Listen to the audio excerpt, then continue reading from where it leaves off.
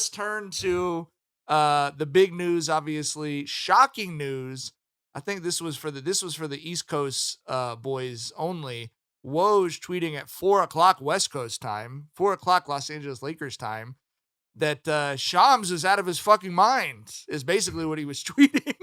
And he kind of felt like he was rubbing it in with Shams when he said that the Lakers have Dan Hurley as the front runner. I think he followed it up to say he's always been the front runner with the Lakers, going hard after the UConn coach. As Braun fans and Lakers fans, we are like a amalgamation of those things. Gentlemen, what was your reaction to that news, and how are you feeling right now? Well, shit, I was up. I was awake in real time when that shit dropped, and I was like, "What the fuck is this?" Like, and I had the question, like, okay, so we all know, right? Like, Shams, he's the agent guy, right? And Woj is the suits guy. He's the guy who's plugged in with the front offices. And it just made me wonder what the hell went on during the JJ negotiations to where Woj got word from the front office at 4 a.m. that Hurley was the guy. You know what I mean? Like, that is what I want to know. That's your interpretation of the series of events? That's what look, Shams wouldn't put his name on it if it wasn't legit, right?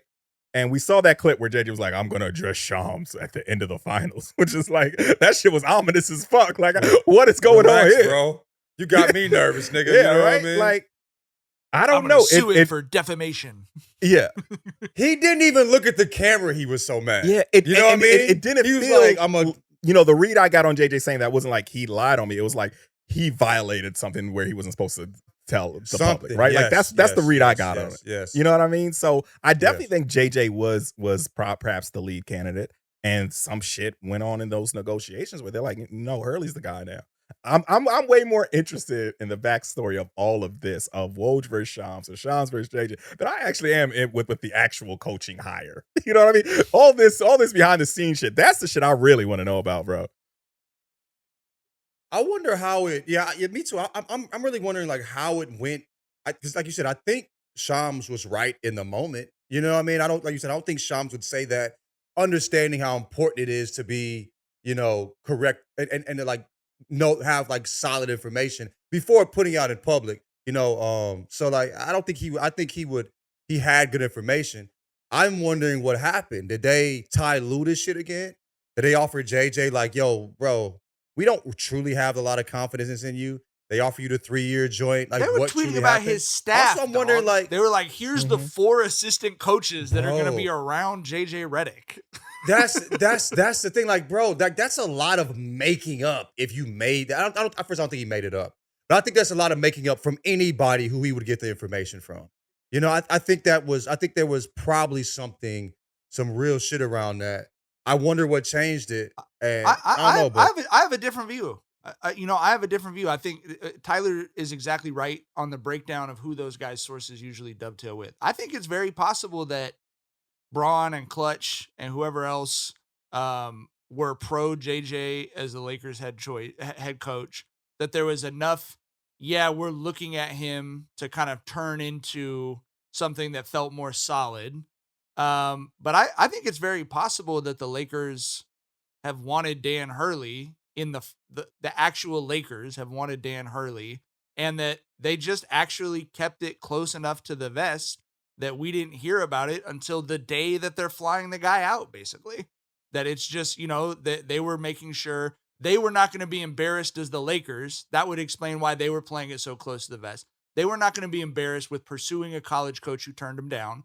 That's for the Knicks and shit, not for the Lakers, right? Mm-hmm. So they're waiting on that.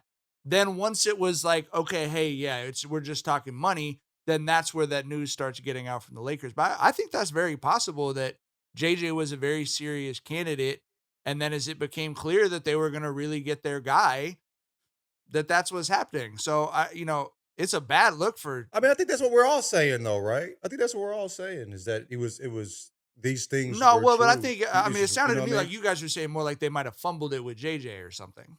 Which I don't think. I mean, I think I very much believe that Dan Hurley, with all due respect to JJ Redick, because I had literally just finished talking myself into it when Jackson sent us that fucking Woj tweet. If you're looking at the two candidates, like, Yeah, For I mean, sure. couple like, you know what I mean? One Yeah. has won championships with the team, coaching the team. I mean, NBA and college is It's very very different. different, but But Dan Hurley, yeah, the resumes Dan are Hurley's not one of even those close. guys. He's Yeah. on JJ's podcast doing all the cutesy I'm a basketball genius shit that we love seeing from JJ Redick. And he's a role player developer and defensive identity. Like he is as a Lakers fan, he's a lot of the stuff you feel like the franchise has been missing. He's right, like a leader, someone who is going to get the most out of a Rui or a Reeves, or like you have confidence in that. And then the final piece is, can you manage an 82-game season with LeBron James and Anthony Davis and the star power of Los Angeles and the pressure of Los Angeles? That's a bigger question to me. But as fans, first of all, actually, one more question.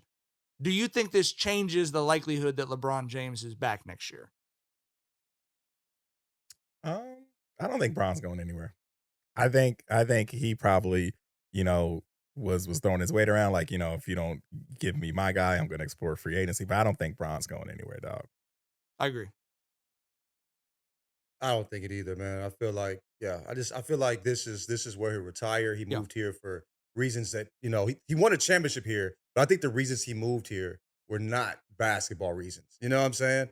And I think those reasons are still here in LA. You can't find them anywhere else. So I don't see there's the clip that went viral of like during a win for UConn. Not solely basketball reasons. I'll say that. Not solely, you know what I mean? There's a clip that went viral again today of Dan Hurley yelling, during a game, during a timeout. Some of the players are sort of scattered around, and he's yelling, "Fill in my fucking huddle." Do you think that energy, do you think that personality, do you think that can coexist with NBA superstars? Does Bron have it in him to make room for a big ego, big voice? Like they're comparing him to Phil Jackson, which is someone specifically that LeBron James has wanted nothing to do with. Do you think there's room for those types of personalities on the bench in LA? That's always the adjustment that college coaches have to make, right? Like you're not dealing with 19-year-olds anymore. These are, grown ass 30-year-old billionaires, right? Where your job security is totally, hinging on your relationships with them. Hurley is a bit of a hothead, as all Hurleys are, right? Like that's a family tradition with them.